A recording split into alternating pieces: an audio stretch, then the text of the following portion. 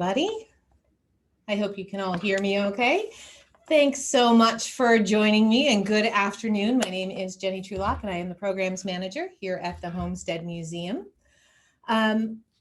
Today we are going to be looking at a very, very perplexing case. The alleged kidnapping of Aimee Semple McPherson. But before we begin, I just want to give a big thank you to Jennifer for moderating, get our speech going, our program today. I do want to make our time together feel as conversational as possible.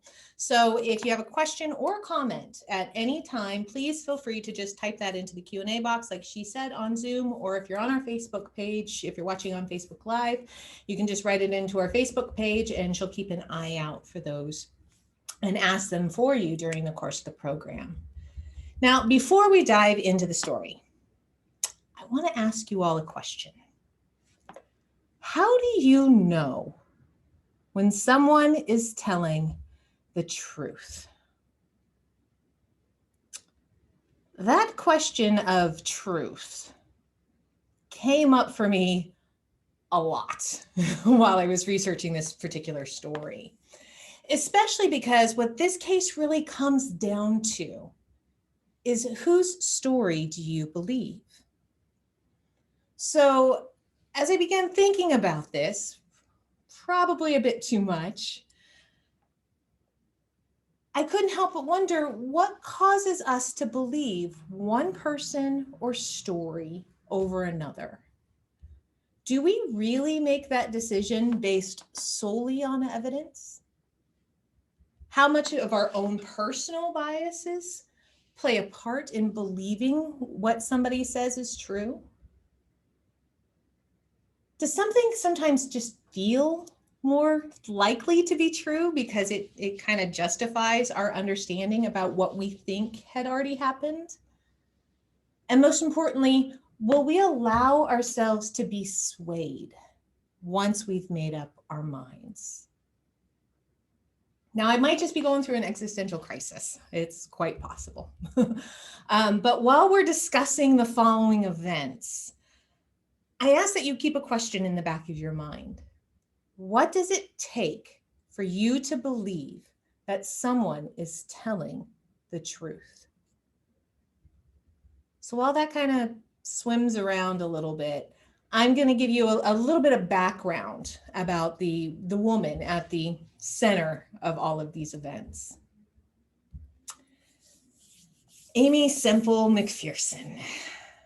Long before she became known the world over as Sister Aimee, this kind of pioneering, she really was a pioneer evangelist and leader of what is arguably the first megachurch in the United States, had a pretty humble beginning.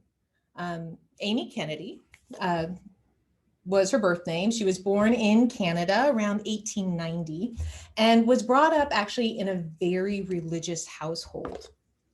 Her mother, Minnie Kennedy, was an adherent of the Salvation Army, and her father, James, was a Methodist farmer. Now, in her teens, Aimee, according to her autobiography, kind of went through a crisis of faith. She was being taught evolution in school. She had some questions about this.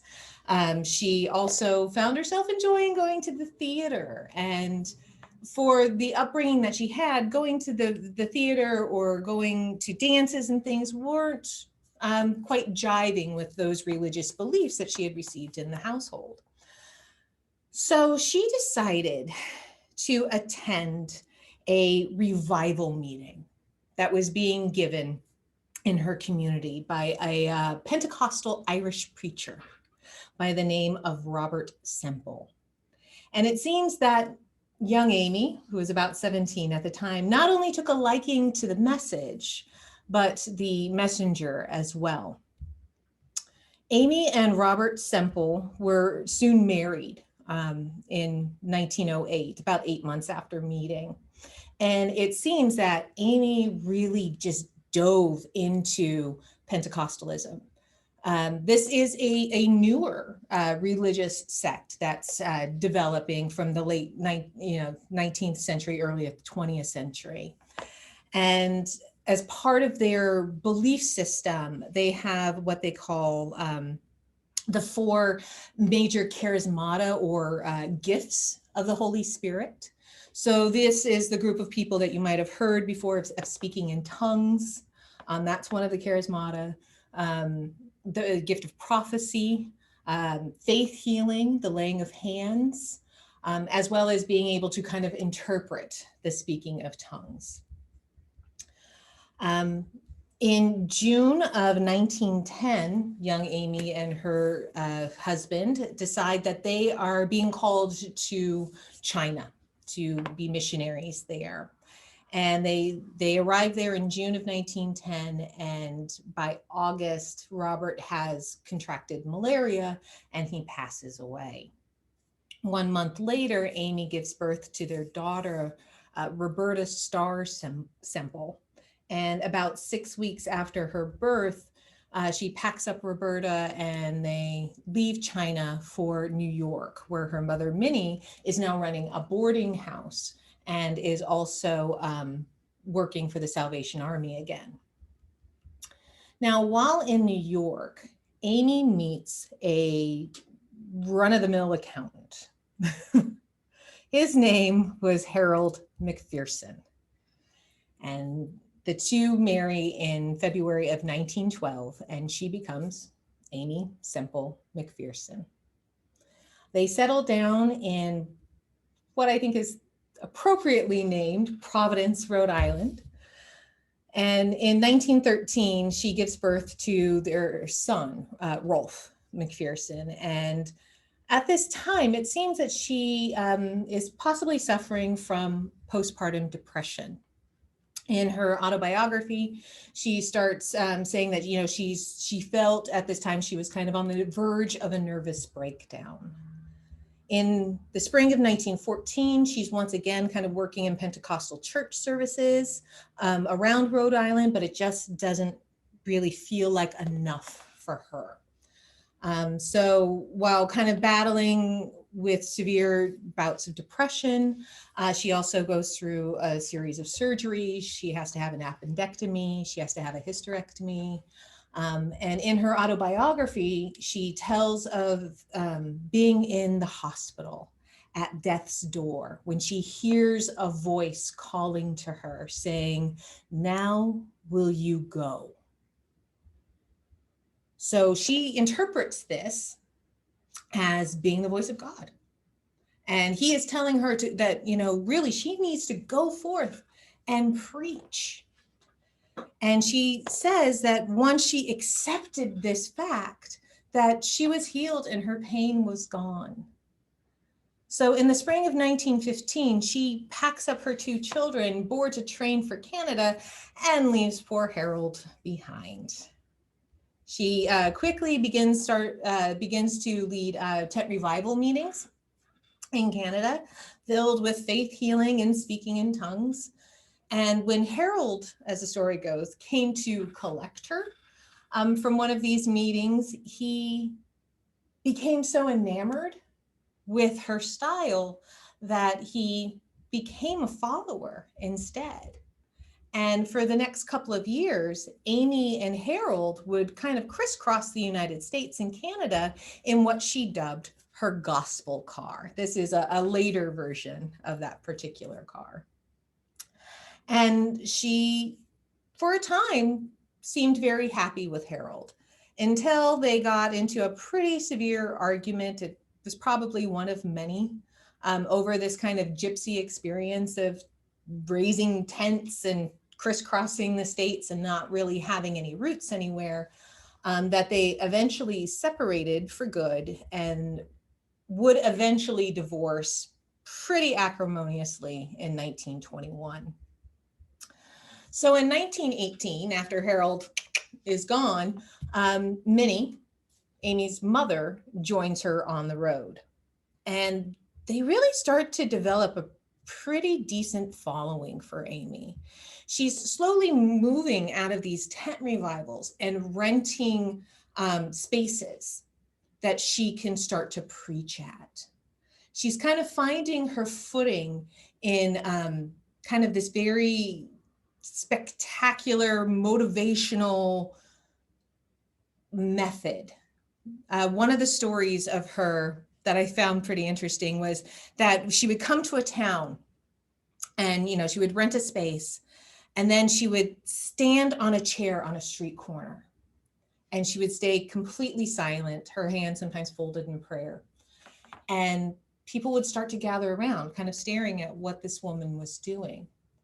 And then when she felt that there was enough of an audience there, her eyes would pop open and she would shout, "Come follow me," and kind of lead them to a place where she was holding her revival.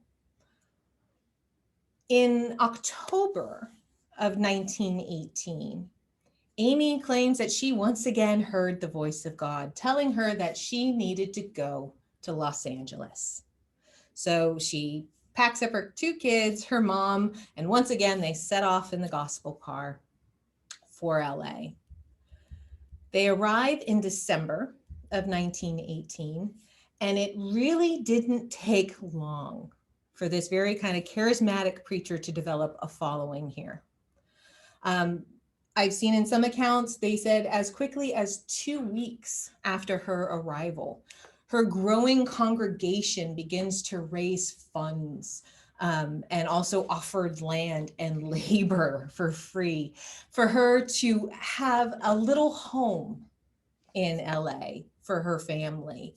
And she dubs this little place the house that God built. But that's really only the beginning. By February of 1921, she was breaking ground for a permanent church that would eventually cost over $250,000. That is the equivalent of about $3.8 million today. Between 1921 and 1923, she is holding very large-scale revivals in various cities across the United States to raise the funds to finish the building of this church. And then on January 1st, 1923, I'm going to zoom in here, the Angelus Temple was dedicated, and it still stands. It's the building that you see skirting Echo Park. This is not your small neighborhood church. This is a massive structure. The church was built to seat 5,000 plus. Here's a picture of the interior of that church. I'll zoom in so you can see. I'm also going to actually highlight because it's kind of hard to actually see Sister Aimee here. I'm going to zoom in. So this is the pulpit of the Angelus Temple. So there's 3 choirs behind her, a full band, and highlighted in yellow, you see Sister Aimee there holding a bouquet of roses. Now, Aimee's following was so large at the temple that she was giving over 20 sermons a week. But it was really her illustrated sermons that were filled with everything from the giant set pieces, actors, singers, even live animals on Sundays that really packed the house. It was kind of jokingly known as the best show in town. And she also started to experiment in other ways. For those who couldn't come to the temple to actually see Sister Aimee in person, she began her own radio station. This was called KFSG, Call Foursquare Gospel. So I'm going to kind of zoom in here so you can actually see the very large radio towers that were built atop the temple, so she could broadcast out. And this allowed her to spread her message near and far. And it also really helped to showcase her showmanship, because her church services were unlike any other in the city. And she was a pastor that was very unique. But it wasn't like there was a shortage of services to attract people who were interested in maybe seeking alternative methods of salvation. This picture that I just put up is a page of church services that were available, that were printed in the Los Angeles Record in January of 1926. I'm going to zoom in here. So you can see we've got a variety of different types of churches around the area. There's Christian Science, there's a yogi you could go listen to, a Swami. The Spiritualist Temple is still packing them in. So there were lots of other people to go to, and she wasn't even the only female pastor speaking at this time. As you can see at the bottom there, there's a Leela Kasberg. Over to the top left is Florence Gloria Crawford. So there's lots of people that people could go to and kind of experiment with different religions. But none of them provided the spectacle that you could get at the temple. And this would eventually get her into some trouble.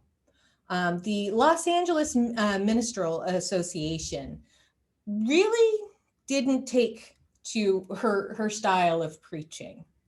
And it created a particularly vocal nemesis in a preacher by the name of the Reverend Robert Fightin' Bob Schuler of the Trinity Methodist Church. Now, Bob Schuler's church is also advertised on this page. Kind of zoom in. His is right actually below the Angelus Temples. And underneath it says, challenging, enthusing, sometimes exasperating, always interesting. That's putting it very kindly. For those who may not know, Robert Schuler is a very controversial figure. He was an outspoken supporter of the Ku Klux Klan in Los Angeles. He railed against everybody in the city in one way, shape, or form. And he really targeted Aimee. He felt that her methods were really just kind of raiding congregants from other church memberships. And he gave a series of scathing sermons called McPhersonisms, which he published in a pamphlet in late 1924. And he called her everything from a hypnotist to, a seductress, all kinds of different things. And to kind of give you a better idea of how people in Los Angeles felt about Schuler, the Los Angeles Times reported in 1930, and at the time, the Los Angeles Times was actually a very conservative paper, said about him that unless you've been attacked by Reverend Bob Schuler, pastor of Trinity Methodist Church, via radio, magazine, pulpit, or pamphlet at 25 cents a copy, you don't amount to much in Los Angeles. So I guess if we want to use that as a criteria to measure success, you could say that Sister Aimee had really made a name for herself in the City of Angels. We had a quick question, Jenny, related to Bob. So someone asked, is this the Bob Schuler of the Crystal Cathedral? Is this related to the Crystal Cathedral? Um, I believe some of his descendants, I believe, had a hand in that. He kind of kept it in the family for quite some time. All right, thank you. Mhm. So by January of 1926, 3 years after the founding of the temple, Aimee is looking to take a vacation. She's been kind of preaching nonstop from her pulpit. And she decides that she's going to take her daughter, Roberta, on a 3-month trip of Europe and the Holy Land. And they leave on January 11th, 1926. And when they finally return to Los Angeles on April 24th is when they came back. Over 12,000 people were at the train station to greet them. As a side note, because it's kind of important to us, the then president of LA's city council, a gentleman by the name of Boyle Workman, which you can see standing right next to Sister Aimee on the left. Boyle Workman is standing there in the striped tie, who was the great nephew of William Workman, who constructed the house or had the house built for him here at the homestead. Was there to greet Sister Aimee, along with Judge Carlos Hardy in the background there. That might be a name familiar to some, who was a very close friend of the family, next to Sister Aimee, who I think looks a lot like Barbra Streisand in this picture in Funny Girl.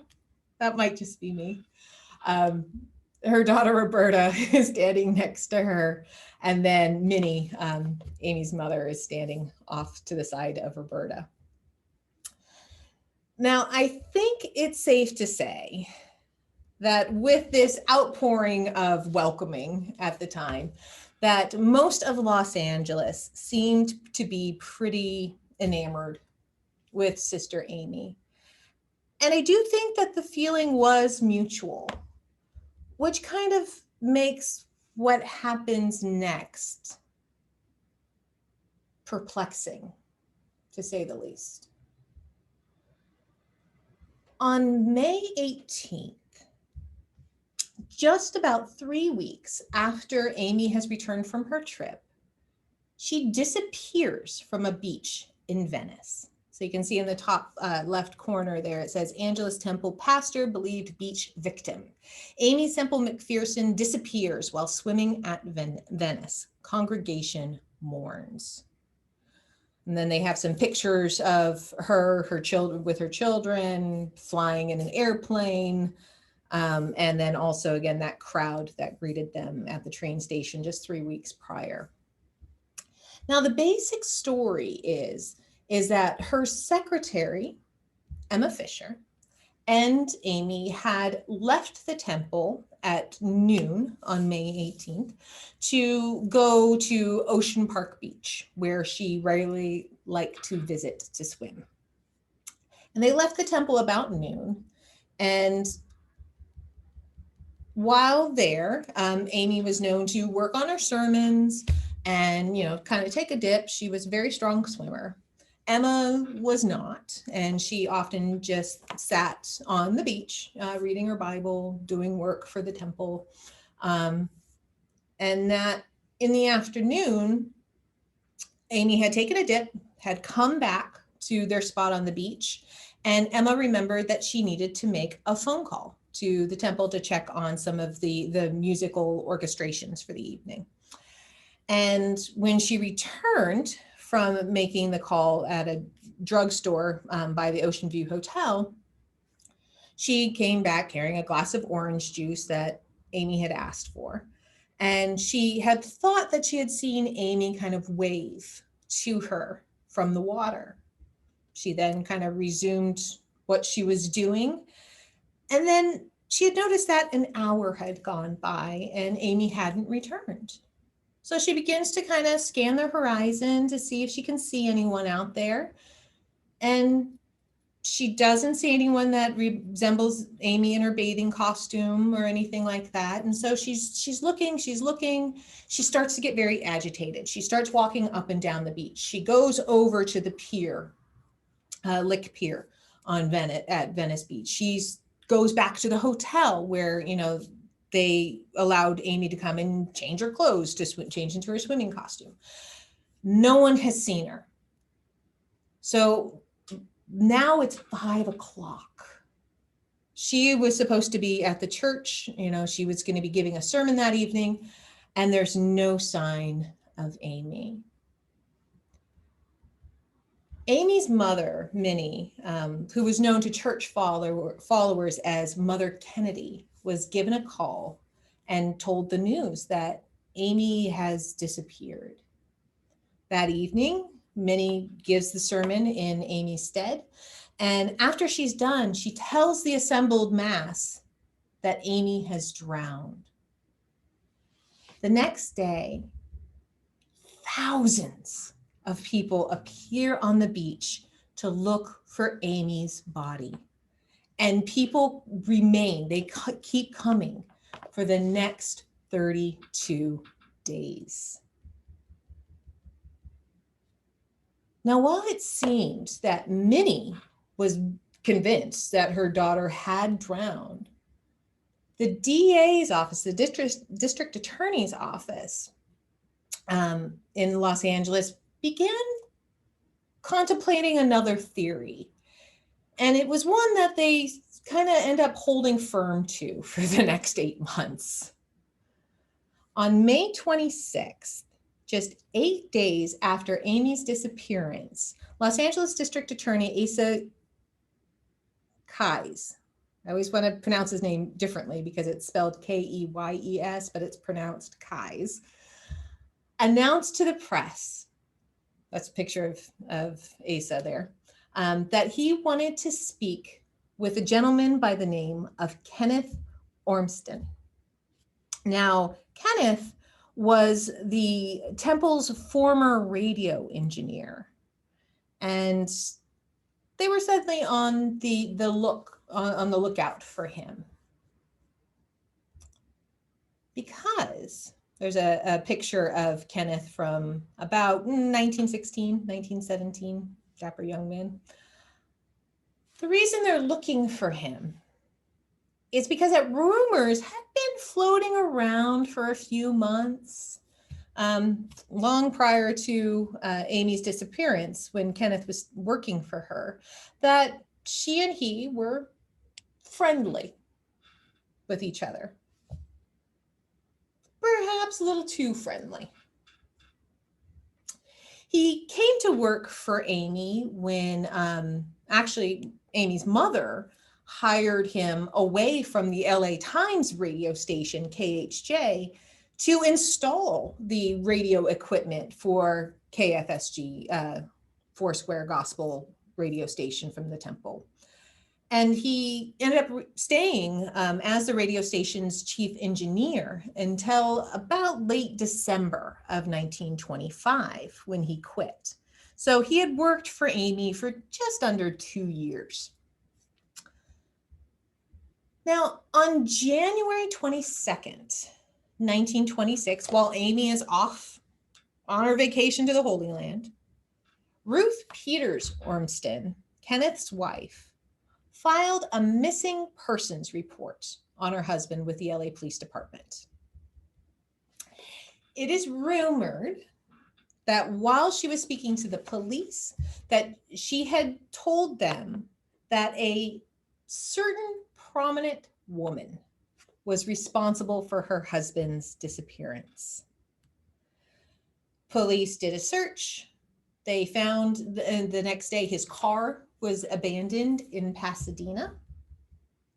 But I guess the police decided that, there wasn't any evidence of foul play or anything like that. So they kind of chalked it up to it just being a domestic matter and kind of dropped their search of looking for Kenneth. And it also seems that Ruth wasn't all that worried about her husband's disappearance, because Within 2 weeks of her report to the police, she hops on a ship for Australia. She's heading off there with her father, who was a wealthy ice cream manufacturer in Sydney. So I'm going to zoom in here so you can see there's good old Ruth there. Husband lost, woman sails on a lonely sea. And in the article, it says, before sailing yesterday on the Sierra, Mrs. Ormston stated that she could advance no theory in reference to her husband's actions, and that she had filed papers with her attorney to commence divorce proceedings. She stated that she would remain in Australia with her parents until such time as her husband's whereabouts could be learned, and that she could carry out her suit to dissolve her marriage. And that seemed to be that. She took their son and hopped on a ship bound for Sydney, and really makes no mention as to why she's seeking a divorce from her husband. Now, Ormston isn't mentioned again in the papers until May 26th, when Keyes said that he was looking for him. So seeing his name in the picture and hearing on the radio that the LADA is interested in speaking with him, Kenneth leaves San Francisco, where he was at that particular time residing, and arrives in Los Angeles on May 27th. And he tells reporters that it was news to him that he had disappeared, or that he was even that maybe he was mysteriously hiding. He called the DA's office, and Keyes wasn't around. And so he left a message that he was available to meet with him. And then he went to the beach where Aimee had been reported missing. And he met Mother Kennedy, Minnie, there. So what you see now is a picture of Kenneth. 10 years had changed him quite a bit. And Minnie together at the beach. Now, while he's there, he's interviewed by the LA Detective Captain Joe Taylor, the Venice Division Captain, a gentleman by the name of Steckel, Lieutenant Allen of the Missing Persons Bureau, and 2 other deputies by the name of Hanby and Humber. And during their course of the interview with the police, the police find him to be very open and talkative and jovial even. And he tells them that he and his wife separated on January 22nd. He said that his wife is insanely jealous and that they had an incompatibility of temperament. He then tells them that he had been traveling up and down the coast doing radio work, and that he was traveling between Seattle, San Francisco, and Los Angeles. And that while he was in Seattle, he bought a car on March 15th, and that he had also been using a number of aliases recently while staying in hotels, because he had heard from friends that his wife had intended to sue for divorce. And that, knowing her frame of mind, I expected a nasty action and didn't want the newspaper publicity. He also tells the police that the last time he saw Aimee was when he was last in Los Angeles, which was around May 9th, after an evening of services at the temple. Mother Kennedy was there. And so the police, really seeing no connection between Aimee and Kenneth at this time, decides that, he's free to go. So he hops on a train the next day and heads back to San Francisco. But the rumors still persisted. Soon after her disappearance, there were Aimee sightings across Los Angeles. This starts to expand to across California, to Colorado, to New Mexico, to Arizona, to Canada. So she's being seen all over the place, and the newspapers start printing things about, oh, she was rumored to be seen here in the company of this gentleman. Oh, she was seen on this street and she seemed rather unstable. Maybe she's having a nervous breakdown. Some doctors post theories of maybe she has amnesia and is wandering around. And others thought, no, maybe it's all just a publicity stunt. Now, on the same day as Kenneth's reappearance in LA, Minnie decides that she wants to try and squelch these rumors. And that evening on KFSG, Minnie offers a reward to the person or persons who will bring my daughter, Aimee Semple McPherson, to Angelus Temple unharmed, and as well as she was when she left on Tuesday, May 18th, we will give a check for $25,000. Now, she thought this would put a stop to any rumors left that she was still alive, because Minnie was still saying, no, she had drowned. But it definitely didn't.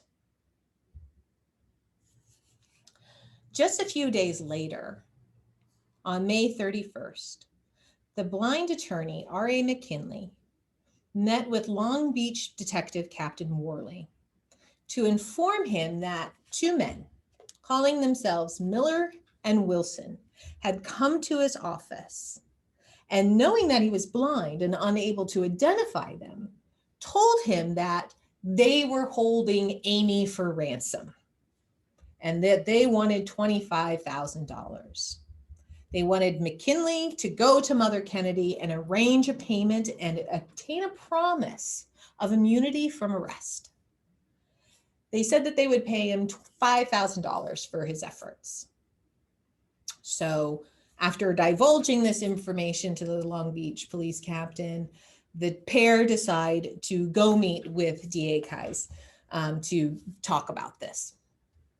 And after their meeting, it was decided that they would actually go to Minnie and ask for a set of questions, 4 questions that only Aimee would know the answer to. And if the supposed kidnappers could supply the correct answers, then they would know that they were actually holding Aimee. Minnie agreed. Again, she thought maybe this would put a stop to the rumors that she was still alive. On June 19th, the day before a memorial service is held for Aimee at the temple, a letter arrived. This was also a massive memorial service. 12,000 people attended that. A letter arrived for Minnie that had a Arizona Railway postmark. I'll zoom in so you guys can see that. And it was postmarked June 18th. And the contents inside this particular envelope seemed unusual. There was a lock of hair in the envelope, as well as a letter demanding a $500,000 ransom for Aimee. Now, included in this ransom letter were answers to 2 of the 4 questions that Minnie had provided to McKinley to verify Aimee's identity. It had also mentioned that once Aimee kind of caught on to what they were asking her, that she shut up and refused to answer any more questions. And so the person writing this ransom note said, but if you insist, a lighted cigar against a bare foot often gets results. The ransom note goes on to say, her middle right hand finger has a scar on it you ought to recognize. Suppose we chop it off and send it along to kill your doubts. We've got her all right, and trust by now you'll believe it, and you know that we mean business. Goes on to say that, she is, being well taken care of given her place in society and who she is, but that she's suffering from hysteria and the heat and is pretty weak.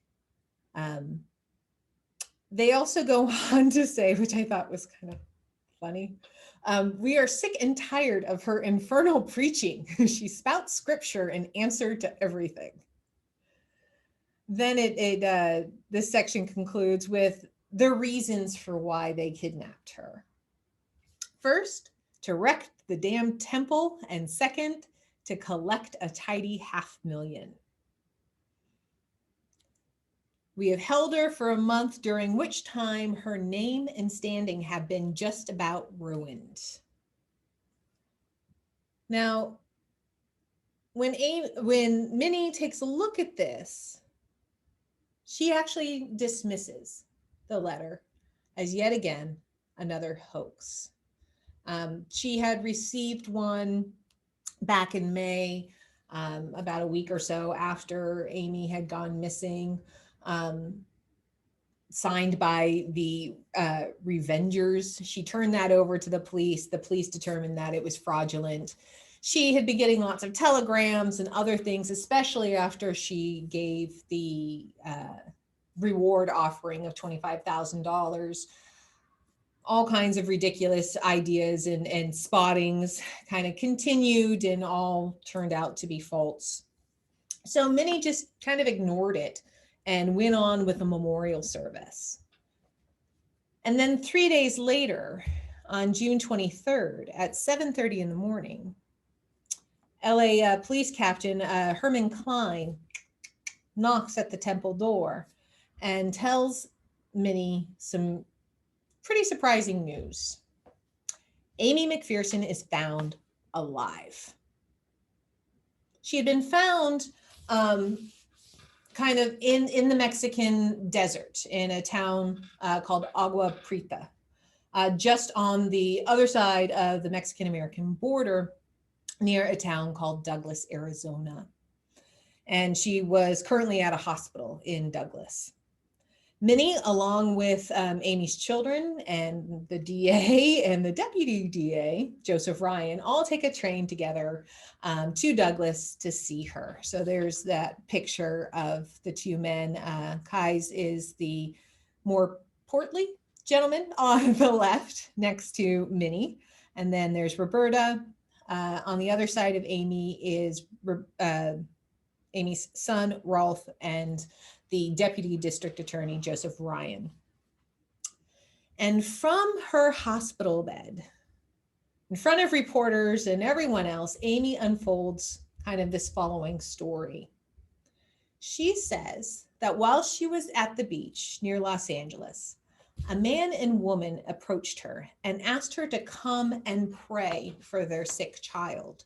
She says this is a request that she often got. The temple often had services on certain days at certain times just for this, again, this one of the four charismata, this laying of hands to heal.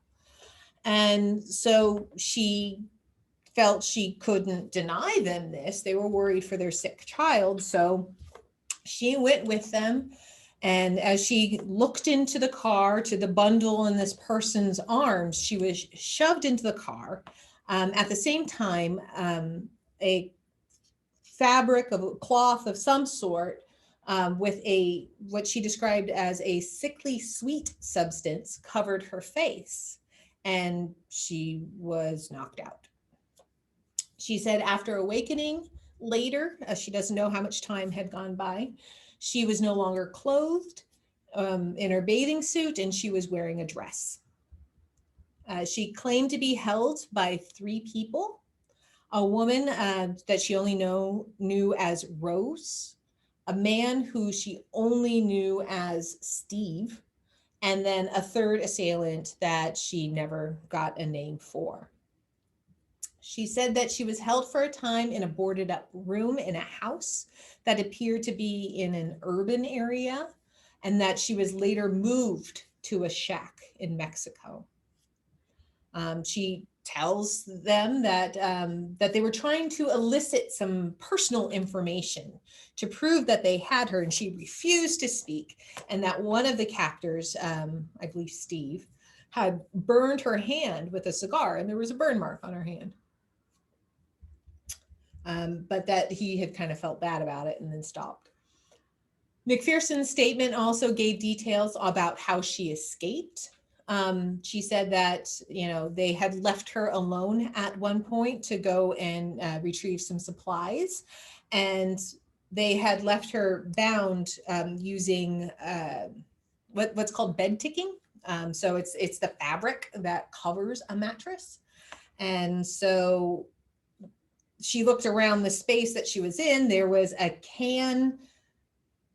I've seen various descriptions of how large this can is. It was never specified by her how big the can was, but it had been opened with a can opener, had a rough edge that was still available. She used that to cut her bonds, a technique that she also later shows the newspaper men how it's done, and climbs out a window.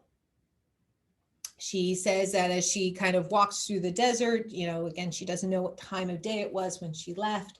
She uses the back of her dress. She has a slip on underneath. She uses the back of her dress as kind of a sunbonnet, a shield to protect her from the sun.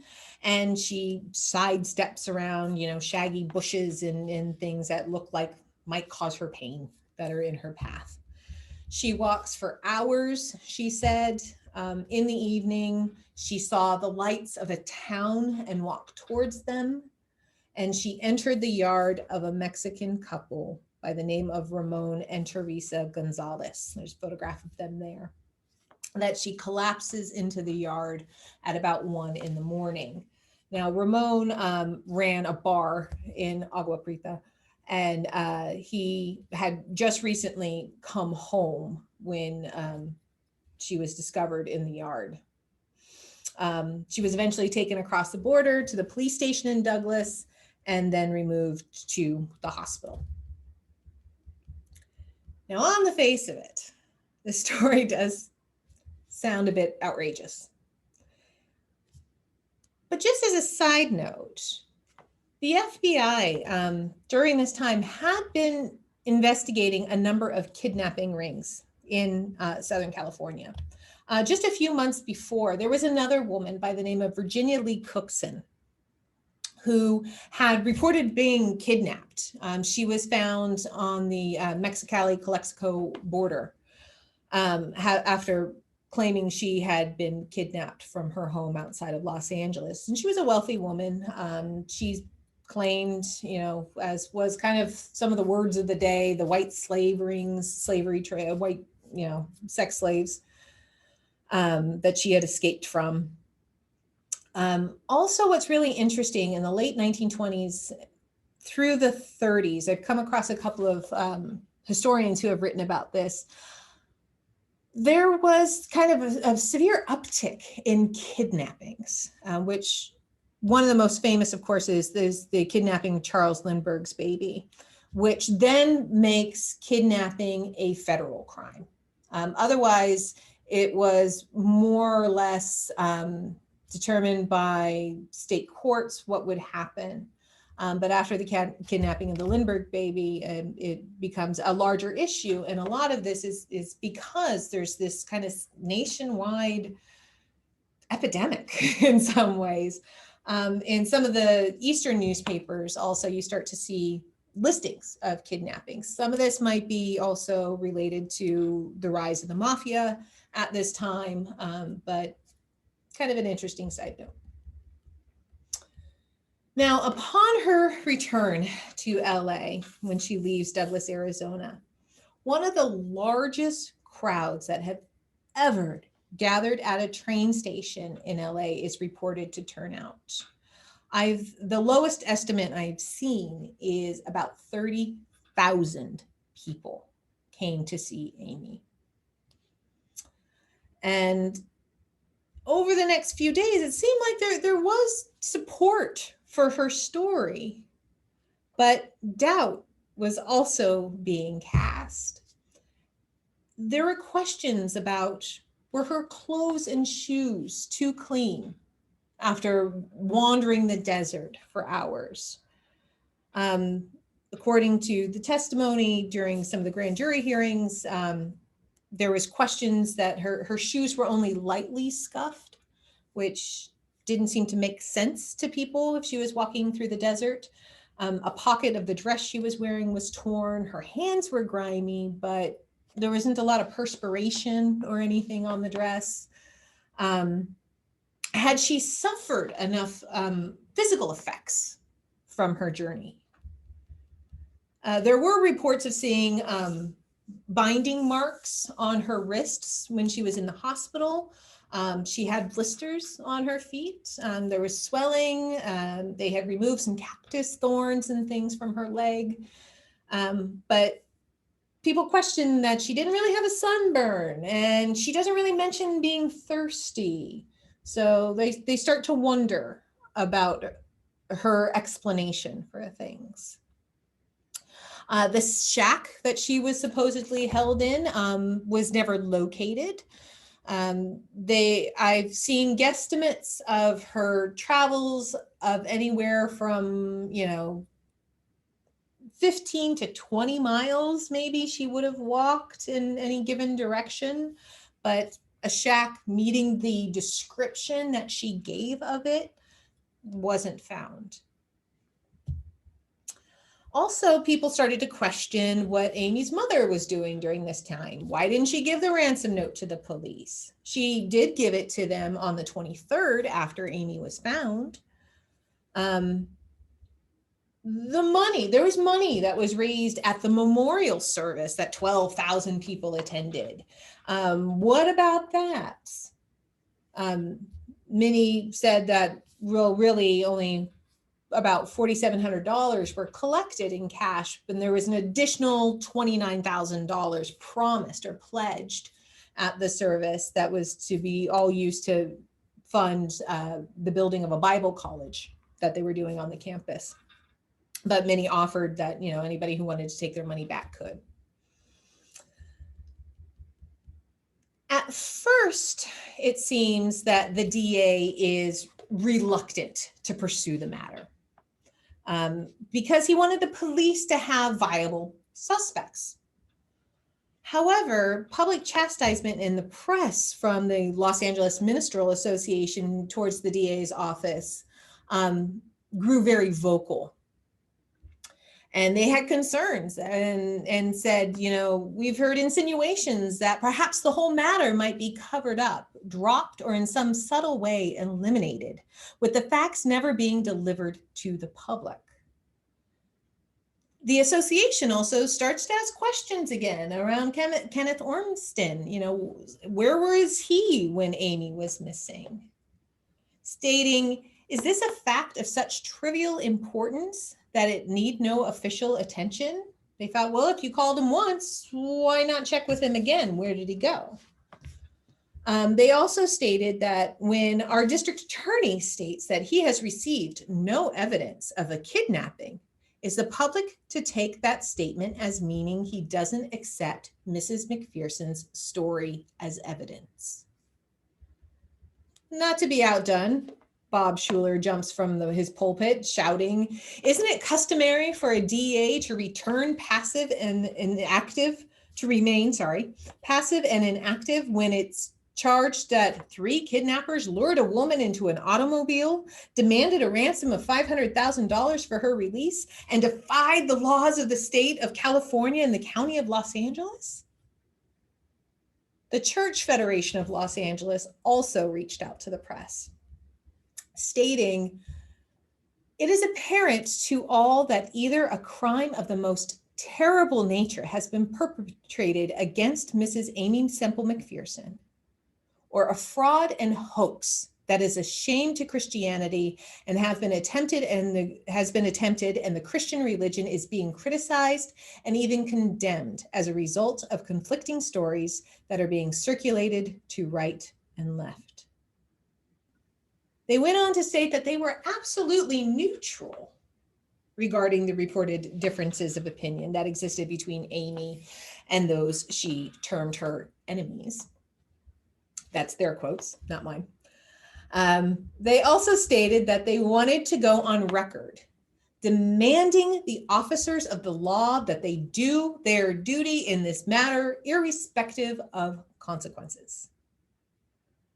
So a grand jury was convened on July 8th, about 2 weeks after Aimee returned from Arizona. And Aimee was the first to take the stand. Can I jump in really quickly, Jen? Absolutely. Okay, so we had a question that came in early on, and it's about basically about boyfriends. Okay. Aimee's boyfriends. Wondering, has anyone else heard that the actor Leo Carrillo was the lover that Aimee was with during her time missing? There have been many people who have supposedly had some sort of affairs with Aimee. Even Milton Berle wrote in one of his autobiographies that supposedly he had an affair with Aimee. It's very questionable. She did remarry for a third time in 1931 to one of the performers in a lot of those illustrated sermons, a guy by the name of David Hutton. That didn't go well. I don't know how much truth there is to any of those other pairings. There's no evidence to support that. Okay, thanks, Jenny. And then we had a quick, it seems like maybe a correction. So we had the question early on about the Crystal Cathedral, and it seems like there's probably two Bob Schulers. And so one is spelled with, what is it? So the Bob Schuler who you've been talking about is Schuler spelled S-H-U-L-E-R. And there's another Bob Schuler who's S-C-H-U-L-L-E-R. And I think the Bob Schuler you were talking about, his son did take over his church. So Bob Jr. did take over his church, but I don't think it's the same Bob Schuler who started the Crystal Cathedral. Gotcha. As far as we can tell. Okay. So okay. Yeah, I didn't dive into the history of the Crystal Cathedral, so I don't really know much about that one. Yep, but we had some folks who did some quick Googling for us. So great job, guys. Thanks. Who did that. All right, and I think that's it for now. So keep on. All right. So the evening after she testifies for the first time in front of the grand jury, Aimee addresses the press via her radio. And she states that yesterday she had appeared before the county grand jury, and I raised my right hand and before the God I love, and swore to tell the truth. All day long, I sat upon the witness stand, the grand jurors in a semicircle before me, and told them how I was taken by force and pretense from my home, my children, and my work. The entire responsibility at last is safely and officially in the hands of the grand jury. Now it is there, my silence can be broken. I asked to be excused and most courteously was excused from the oath of secrecy. Grand juries are not supposed to divulge the proceedings that take place. That allows me to stand up now before you and the world and begin to refute the enemies of the Foursquare gospel who are so busy with their tales of malice and schemes of hate. So her testimony on that first day lasted all day and covered a variety of subjects, including the story of the kidnapping and her trek through the desert. But she was also kind of questioned at length on a variety of other subjects, including, did she quarrel with her mother about finances? This she denied. Did Mrs. Ormanston accuse her of over-friendliness with her husband while he was her radio operator? She said that Ruth had shown some unwarranted jealousy on occasion, but that they were on friendly terms, and that Ruth actually denied being the source of any gossip that linked her husband with Aimee. Did she ever send Kenneth money She denied this, stating that she doesn't even handle the temple's finances, that was her mother's job. She testified that she was given $25 a week for spending money, and that if she wanted any money, that they gave it to her like a child, which I thought was kind of an interesting way to describe it. Aimee also addressed a rumor that had been floating around, that she had disappeared, either to have a child or to not have a child. And she stated, although I apologize for having to mention such a thing, that I had a thorough examination upon coming home, although that was not necessary, as the history of my case for 12 years back, that hysterectomy she had to have, would show that such a thing would be absolutely out of the question. She also gave reasons on air about why she believed the kidnapping had happened. She said, the plot was devilish in its cleverness. It was carried out in such a way that when I told the naked truth of what had happened, the truth sounded absurd. It was planned and done so that when I told the truth might sound like a lie. Consider also those vile, insidious rumors which were started immediately after my disappearance, so that when they would seem to gain the greatest credence when I came back to tell the story of what had occurred and to resume my work. What could have been my motive to drop out of sight? And isn't the motive which led to this plot apparent?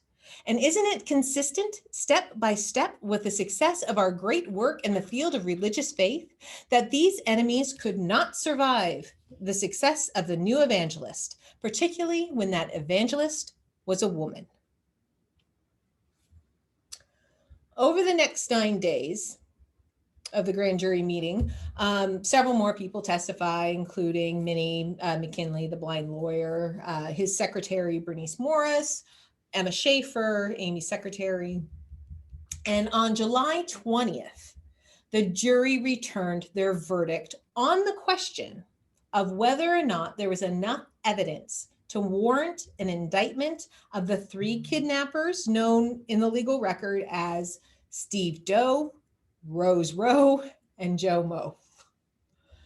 They determined that there was no sufficient evidence to date and that no further legal proceedings should be pursued in regards to that. The DA's office was very happy to just kind of close the affair, but it was far from over.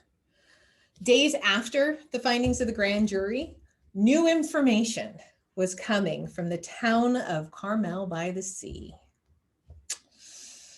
Deputy DA Joseph Ryan had gotten a report from the Monterey Police Chief William Gabrielson that he had acquired information from an unnamed source about the whereabouts of Kenneth Ormston from May 19th to May 28th, and that he was with a woman believed to be Aimee. Ryan hurries to Carmel and he finds 4 witnesses who are willing to say that, yeah, it was McPherson who was with him 2 months earlier at this particular cottage that you see in the photograph there. Now, the owner of the cottage, his name was Henry Benedict, that's his photograph there, told Ryan that a man fitting Kenneth's description came to the property on May 14th, saying that he was looking to rent a place for about 3 months, that his wife was recuperating from an illness, that she needed peace and quiet. He gave the name George McIntyre and paid 3 months' rent, $450 in cash. They arrived early in the morning on May 19th.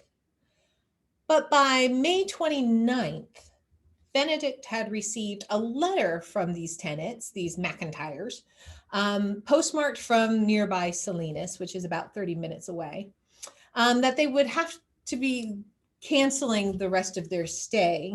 They had to go to New York because Mrs. McIntyre's mother was ill, but that they could be reached at the Hotel Pennsylvania. And Benedict says that he sent a letter there, but it was returned unclaimed.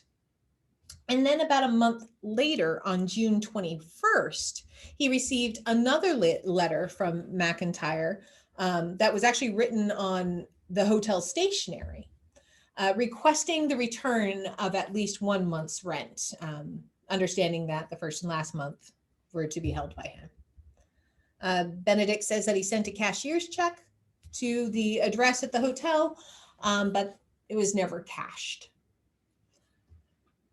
He felt very confident that the man was Kenneth, but the woman, he didn't feel comfortable attesting to it being Aimee. And he gave an interesting reason. He said that he was once mistaken for someone else in New York. And so he never wanted to make that mistake regarding someone else.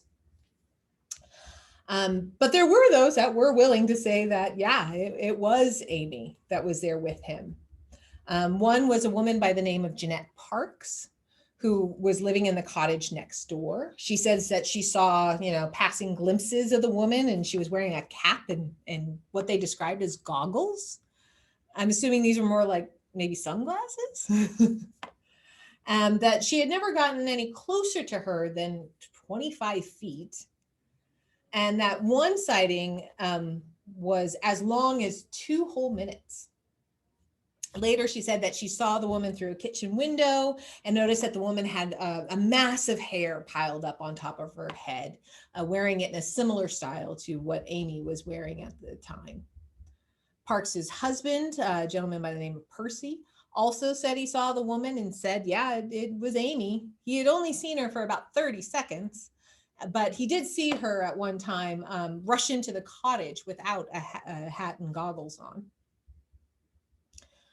There was another person, a gentleman by the name of Ernest Reinhardt, who delivered wood to the cottage on May 24th. And then there was Ralph Swanson, who delivered groceries to the house and said that he had actually seen the woman on 2 occasions. Now, Ryan also discovered, as he was kind of searching around this cottage, that there were some paper grocery slips that were kind of crumpled up on the grass that had been found near the cottage. And so he collected those items to have the handwriting matched to Aimee's to compare them to see if there was a match there.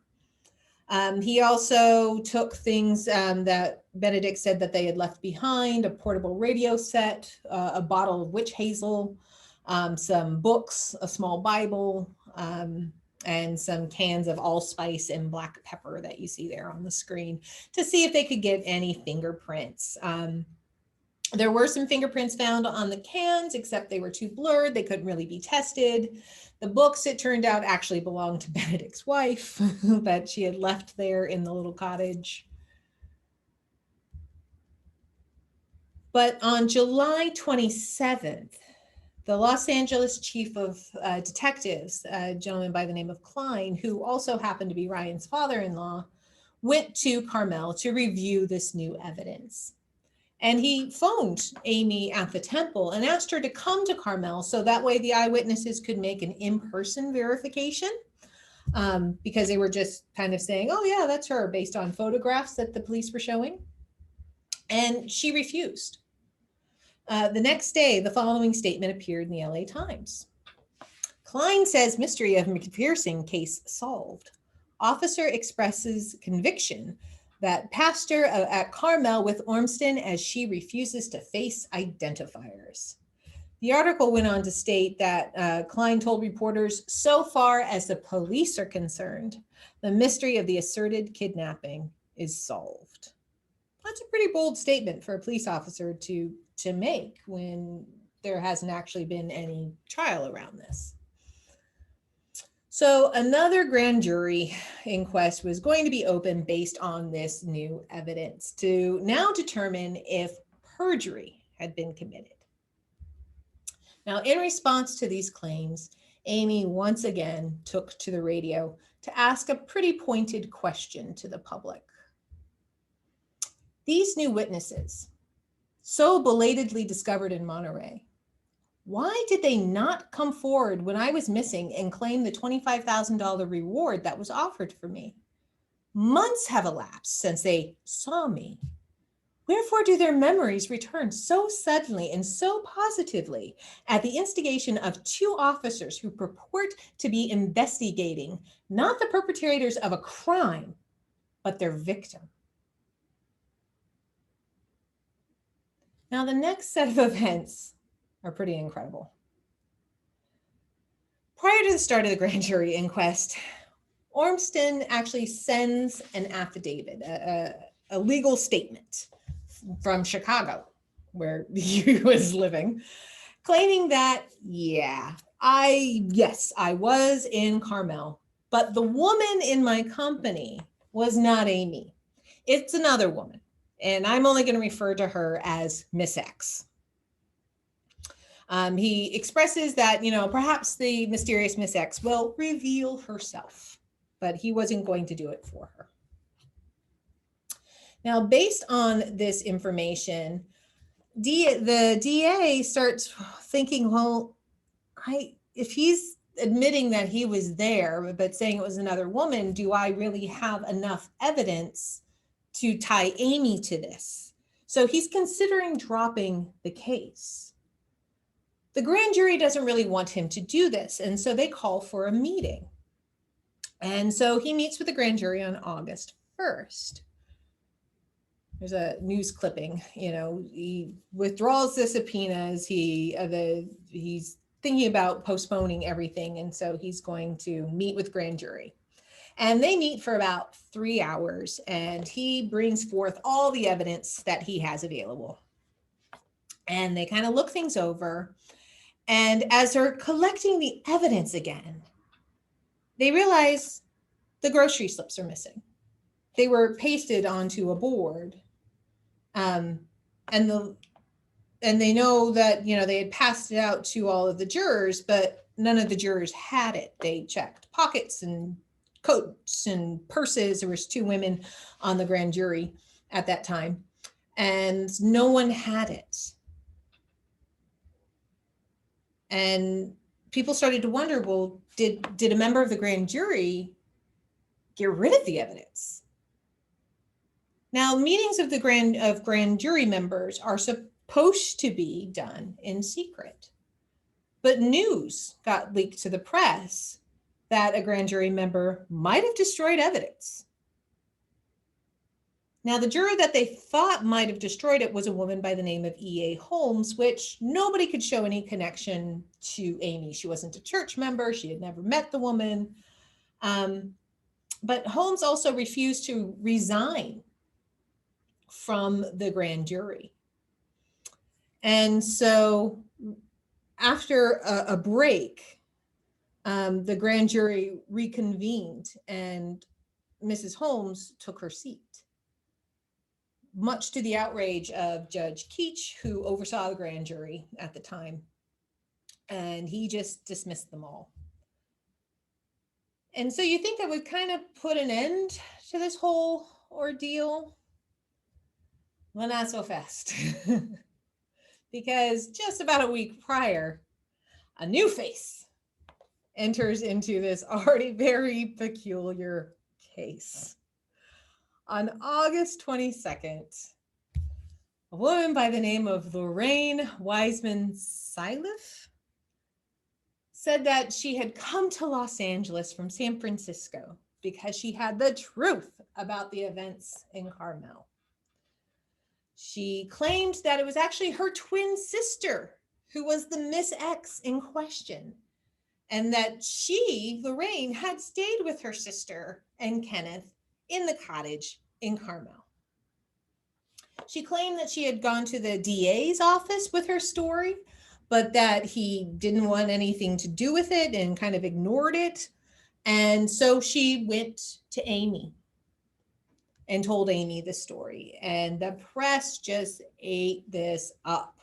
They started prompting Lorraine to produce her sister. And all that she could really produce was a signed affidavit from Miss X that was created in Salinas. So they asked the judge who signed the affidavit, or he was a former judge, I should say. He was a practicing attorney at the time, to verify, to describe and verify this woman, because no other woman was being produced. And the LA Times actually continues to dig about Lorraine. And they uncover the fact that she was actually wanted for passing bad checks. And so they called her into the Times offices to kind of get her story. And they start confronting her with all this information about her past and the fact that she's wanted in San Jose and Los Angeles as well for passing bad checks. And she gets arrested. And when she's let out on bail, she now has another story. She says that she was actually hired by Aimee to perpetrate the hoax, to have this Miss X come forward. Aimee denies knowing any of this and even denied knowing that she was a fake. They embraced Lorraine. They took her into the temple. They gave her a place to stay when she came to Los Angeles, thinking she was going to testify on their behalf. And then she says, she tells the press that Aimee promised her $5,000 for her testimony. And Aimee tells the press that even though this woman has been charged with, bouncing check or writing bad checks, and this woman, her story is given more credence, the fact that Aimee had hired her, than the story that Aimee was giving. And she wondered why that was so. On September 16th, Keyes now filed a felony complaint against Aimee, Minnie, Kenneth, and Lorraine.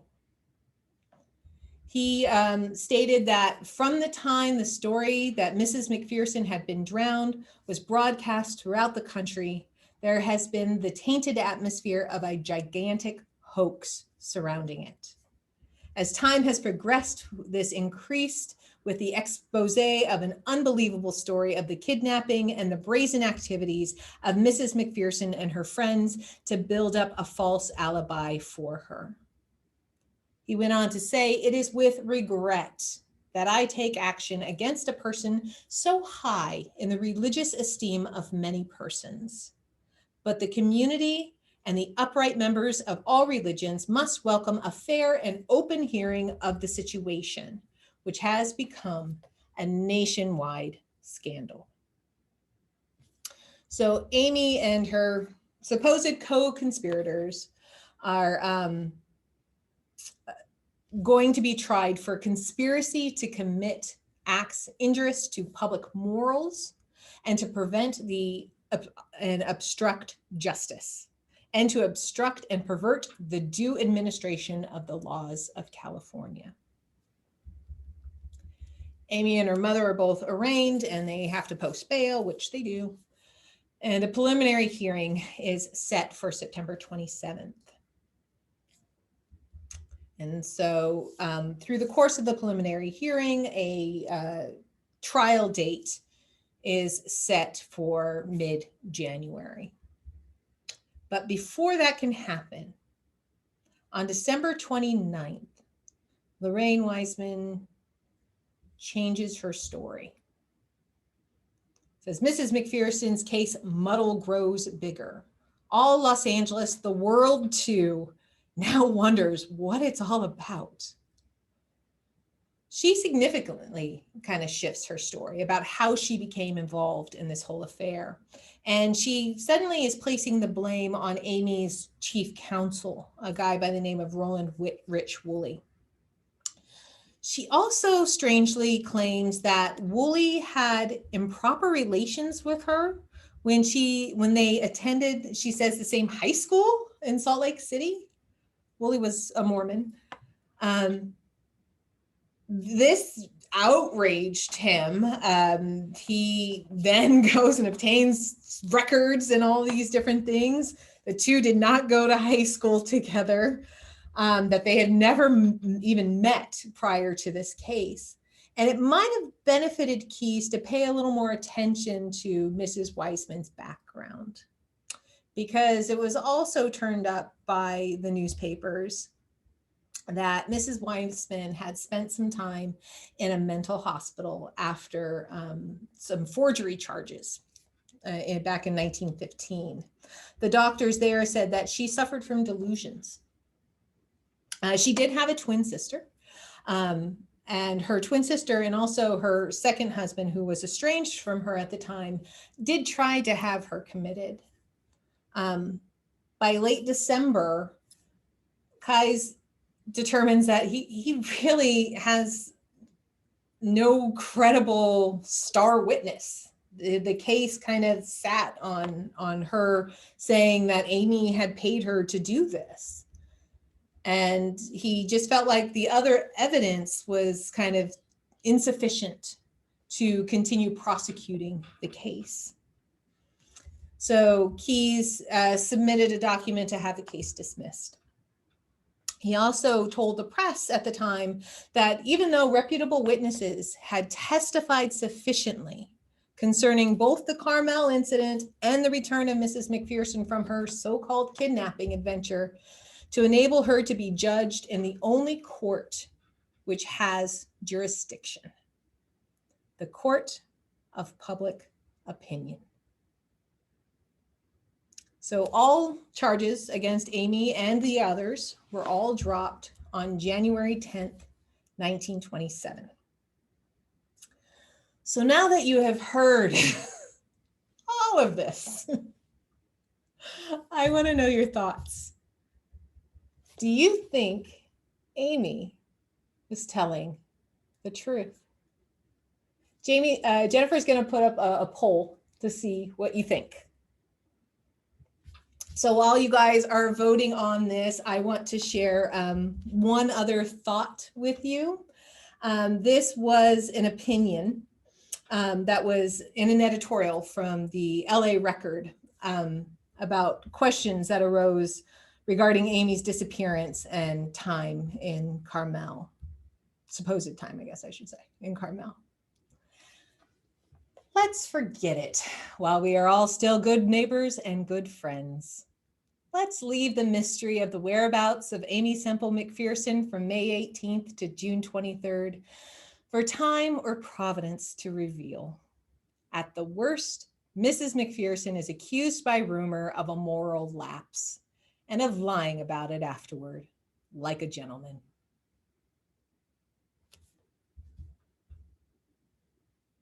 So that takes me to the end of my story for today.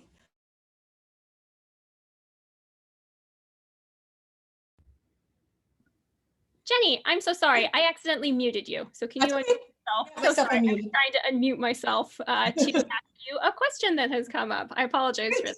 No. So we had a question which is about Aimee's two children. So our audience member asked, I assume Aimee's two children were minors at the time of her disappearance. Is anything known about their care or any involvement that they had in the search or the testimony in the following grand jury investigations? Yes. So Roberta was 16 during the time she turned 16. During one of the hearings. And she was not really asked much about her mother's disappearance, but Rolf was. He was sent to live in Winters, California on a ranch long prior to Aimee's disappearance. And when she was thought to be drowned, Minnie had him brought back to the temple. And the press were very interested because there were rumors that Aimee might be at this ranch in Winters where he was boarding, or that she had gotten into contact with him, which he denied. Now, soon after this, though, I didn't put a coda or an epilogue into this particular presentation. Aimee has a falling out with her mother and her daughter, Roberta. A pretty public spat that, as far as the public is aware, they didn't really talk much again after that. Roberta later on in a book she wrote said that she did once again kind of become close to her mother before her mom's death in 1944 from what is believed to be an accidental overdose of barbiturates up in Oakland. But Rolfe was named the kind of heir to the throne, and he actually ran the temple until about the 1980s. That's my long-winded answer, sorry. Thank you. That's perfect. No, that was just right. You actually answered a question that somebody else had asked, which was about Aimee's mother. So thank you for doing that. That's just perfect. We've had some other comments come in, but if you want to, I will give you the results of the poll. Yes, please. Okay, so the question was Aimee telling the truth about being kidnapped? And so we had 15% who said that, yes, I believe that she was kidnapped. 53% said no, it was all a cover-up. 33% said, I don't know who's telling the truth. We also had a comment, which I thought was very fitting for this. So it says, not a question, but I have to say that I feel like I know less at the end of the story than I did when we started. There is certainly plenty of deception. So it is a tangled story. Yeah, you're in my head. That's exactly how I felt at points through this, where I just wasn't sure what really is the truth anymore. A complicated one. All right, we had a couple of other comments. If you are willing to take some now, and I'll throw it out to someone else. If you have any questions now, would be a great time to ask them of Jenny. Not sure if you know the answer to this one, but did this entire episode have a negative effect on the church and its attendance? What did the members believe about Aimee? That's a really good question. Well, during all of this, while she was facing all of these, her trials and tribulations, she was getting a lot of converts, a lot more people. They were very interested in seeing this woman that was causing such a frenzy. So lots of people were coming to the church. Did the church still do as well after? That's a really good question. There could be other things that affected that. The church was really growing. There was lots of other offshoots, other branches of the church that were being developed. It is an active church still to this day. There's still adherents of the Foursquare gospel. There's actually 2 churches not too far from the museum here. So it is something that is still going. It has gone international. Aimee herself spoke at Royal Albert Hall, not once, but I think twice, to packed audiences. So she did run into other legal issues after this episode in regards to land deals and promises that were made. So it's kind of difficult to say if this was a turning point that kind of changed the church, but I'm sure it did have some effects. But it also seems that those that believed sister continued to believe sister. All right, thanks, Jenny. So we had a couple of more comments, I guess, about how this has been sort of used in pop culture or other things that are related. So we had a comment about, thanks on this, like the disappearance of Agatha Christie at the same time in 1926. What a year. 1926, apparently lots was going on. And then we had another comment. So realizing the recent Perry Mason reboot stole some of the elements of this story, in addition to having an Aimee-like character at the center of the case. Sister Alice, yes. It's a good show. Excellent. And then we had another question, which I also think is very interesting. So having done so much research on the story, Jenny, how would you have answered that poll question? Was Aimee lying, or do you think she was telling the truth? I know you've said this, so you can give an opinion. Yeah. That's a really good question. I think prior to doing this, I feel like I was more like most people who thought, nah, she was up to something. But one thing that kept kind of bothering me was why risk everything for this guy? And also the amount of people that you would have willing to lie for you and no one breaks. That's pretty incredible. I mean, even after she had a falling out with her mother and her daughter, none of them ever said that Aimee faked it. Ruth Ormanston, in February of 1927, she comes back to Los Angeles to seek her divorce, which gets finished actually on Valentine's Day of 1927, somewhat appropriate, I guess. And during the divorce proceedings, she never names Aimee. She could have. She easily could have, but never does. Was Aimee paying all of these people off? Was she, when you start bringing a lot of outside people in, things tend to spill out. And it never really did in this case. So I don't know. Maybe she was kidnapped. Maybe it was something to just destroy the temple. There's other issues that are going on around Aimee. She's becoming very political at this time. Just before she goes missing, she had preached from her pulpit and her radio and had gotten involved with Venice Beach trying to repeal the blue laws to allow dancing on Sundays on their piers. She didn't think this should happen. She became very vocal about it.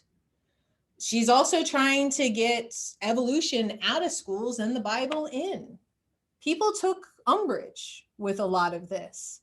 And maybe, people were worried about the impact she would have on the city. What do you do with a city full of holy rollers?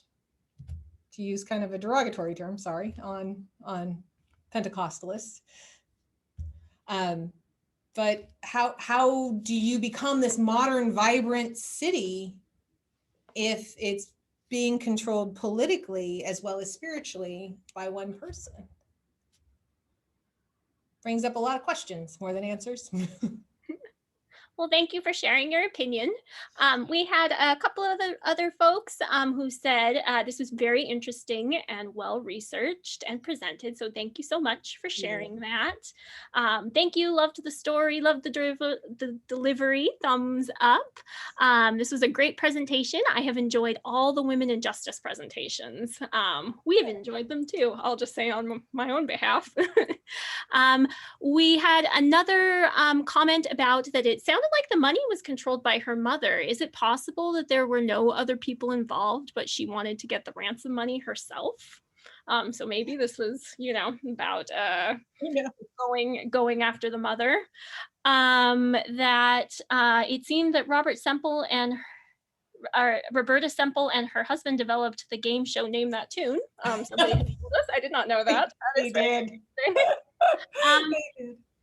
And then what did you expect to find the answer to this mystery? And are you disappointed that it's still so vague? So that's a good question for a lot of these where it's a little hard to tell. Is it disappointing when you get to the end and you're like, I don't know? I think sometimes that's the beauty of history, because we think history is a concrete, this is what happened. And history is made of people. And we're never going to truly know people's motivations, we can always speculate, we can always assume, we can always kind of look back over the wealth of evidence to make those determinations.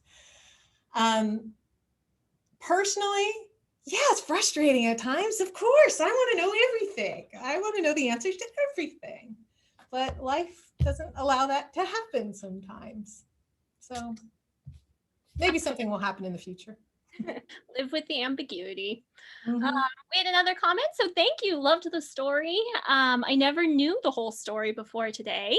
And another that this was so well done. So thank you so much. A very complicated subject was presented so that I could understand the sequence. You can't make this stuff up. Thank you so much. You, appreciate that. It's a relief. Really appreciate that. And another agreement. So they say, I agree with everyone on that. These have been so great. All right. Thank you, everybody, for watching and supporting female justice.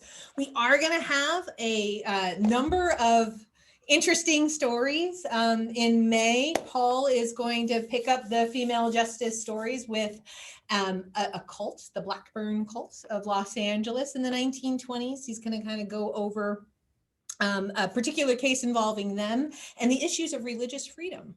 So that'll be interesting. I will be back in August to talk about Ida Wright Jones, who actually sued Keyes' predecessor, Thomas Woolwine, who was District Attorney of Los Angeles for a while, very colorful guy, for what basically amounts to a sexual harassment suit. So that'll be an interesting one.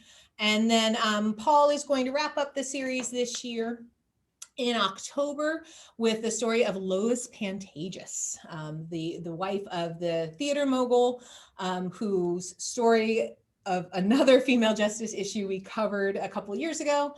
And we're going to be revisiting her own story of a murder charge that she was faced with due to a drunk driving accident. So hopefully you'll join us for those, as well as other upcoming programs.